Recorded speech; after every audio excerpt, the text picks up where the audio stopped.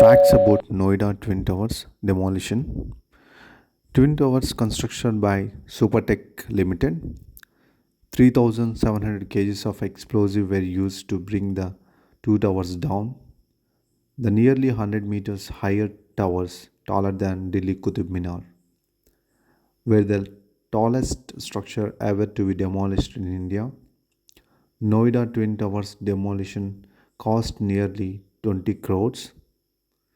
The construction cost was nearly 70 crores.